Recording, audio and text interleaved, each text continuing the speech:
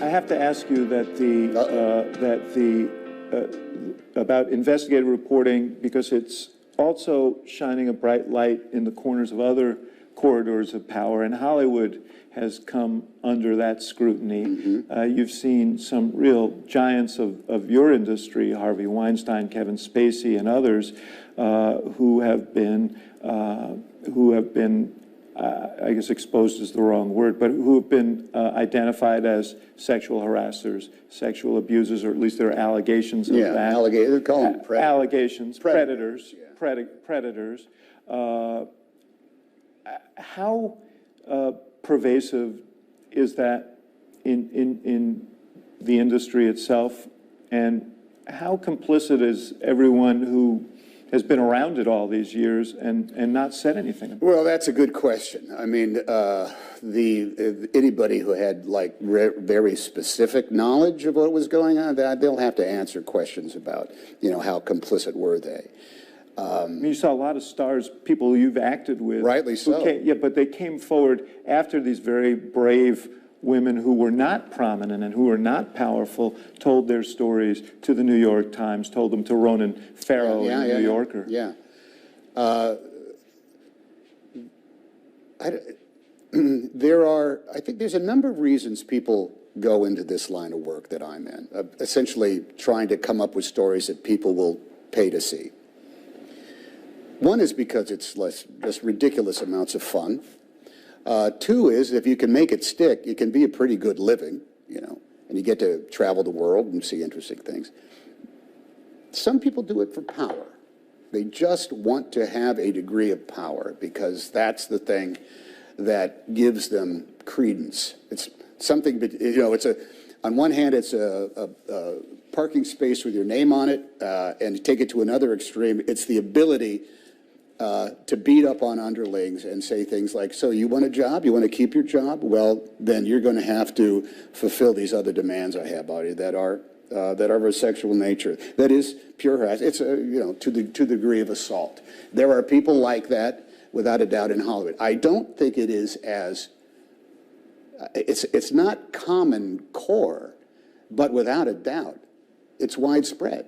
Because human nature comes down to, a lot of times those people in power have it for that ability, that access, in order to be a sexual predator. Well, we've seen it in politics. Well, it's everywhere. We've seen it in business. But, you know, part of it also goes like, look, we all, in a lot of ways, we all left town and joined the circus. And the circus is glamorous in a lot of ways.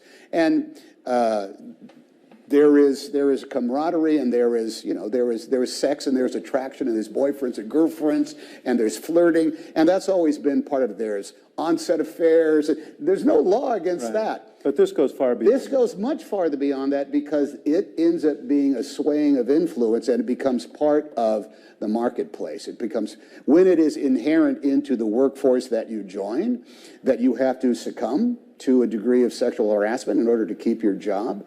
When that happens, the only thing you can say is, number one, I hope the victims come out and tell all sorts of stories, everything, tell the truth about what goes on, and that the repercussions land exactly as they should. Well, first of all, were you surprised by some of these revelations?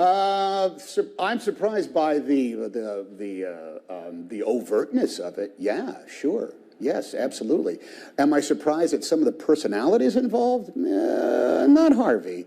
You know, he had a way of doing business and, you know, a zero-sum game, negotiation stuff that would not make you surprised to have him be one of those kind of guys that does that in the workplace. Others are just like, well, there's a time and place for decorum and ethics, and you blew it. You know, there's that as well. Do you think that there'll be scripts written about this, about these women who lived in terror, or will Hollywood protect itself from that? Oh no, I think there's going to be quite a bit that's going to come out about it. And here's what's going to be an interesting test: is that going to be salacious, titillating, shocking, outrageous in order to draw viewers?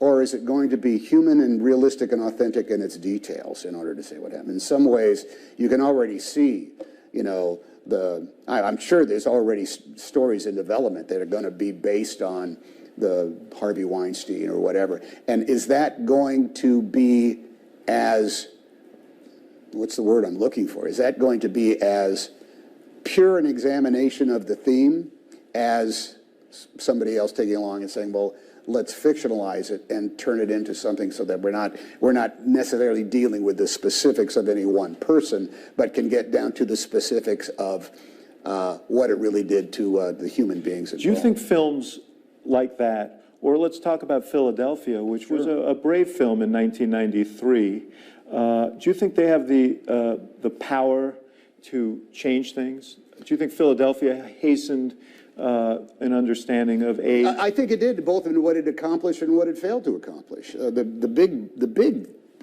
The throwing deep in the end zone on Philadelphia was that it was going to compete in the open marketplace. You could make a small movie for $400,000, and you could play in every film festival in the world, and only 62,000 people will see it. It will be a profoundly good movie to them. But when you're going out and you're going to compete in your local marketplace for a broad audience to come in and deal with something that is kind of ripped right out of today's headlines, you have to do it in a manner that it's going to be somehow so approachable, authentic, and glamorous in order to attract an audience who simply wants to be entertained. If they become enlightened at the same time, good for you. But there's throughout all of American history, and which I have said, a gentleman's agreement with Gregory Peck in 1952 was about anti-Semitism that no one had ever touched before. The Best Years of Our Lives was about the emptiness that an entire generation faced when they came back from the war. And how in the world do they get on with that? You can go, The Grapes of Wrath. I mean, even though the ending was absolutely nothing like John Steinbeck wrote, it ended up being entering into the national consciousness and changing that consciousness, because you could not argue with the theme that it was examining. And